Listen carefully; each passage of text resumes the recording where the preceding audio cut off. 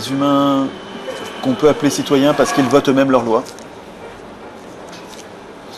que les représentants qu'ils sont conduits à mener, parce qu'ils ne peuvent pas tout faire, sont des serviteurs, et que donc ils ont choisi une procédure, il y a plusieurs possibilités, mais ils ont choisi une procédure qui permet de garder ces représentants sous contrôle de façon à ce qu'ils restent des serviteurs et qu'ils ne deviennent pas des maîtres.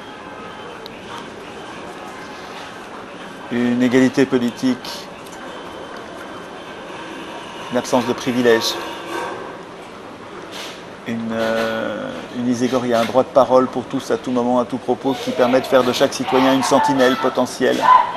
Et donc des milliers de sentinelles potentielles pour déjouer les différents complots que les riches du moment ne manqueront pas de fomenter.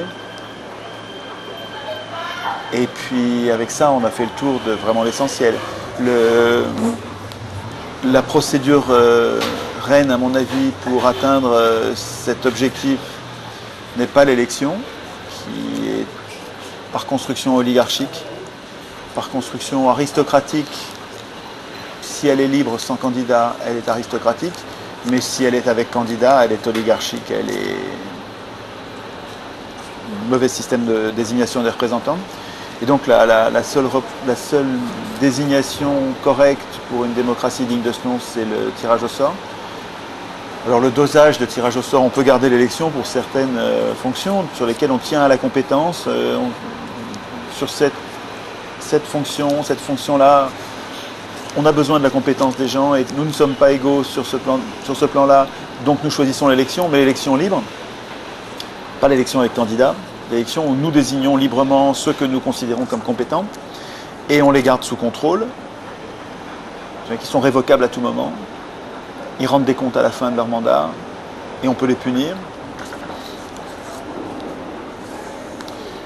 Donc, marqueur d'une démocratie, un peuple qui vote lui-même ses lois. Et qui laisse peut-être fixer par les représentants les lois qu'il n'a pas envie de discuter, les petites lois, les petites règles secondaires, avec une initiative toujours protégée dans les institutions, une initiative pour reprendre la main quand un représentant a décidé que ça c'était un petit sujet sur lequel il pouvait légiférer, le peuple qui voudrait décider à la place du représentant pourrait à tout moment reprendre la main. Donc référendum, initiative populaire, c'est pas très long à décrire.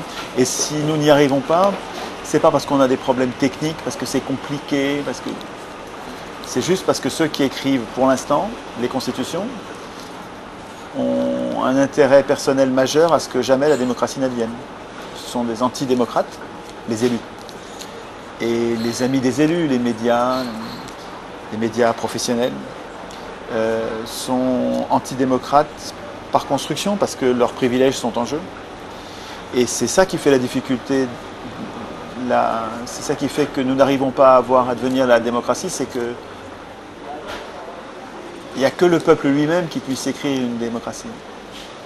Donc il y a un travail d'éducation populaire. Il ne faut pas compter que l'éducation républicaine, donc l'éducation nationale de la plutocratie, apprennent aux gens qui peuvent écrire eux-mêmes leur constitution et qu'il faut qu'ils gardent les élus sous contrôle et qu'il faudrait tirer au sort une grande partie des fonctions publiques.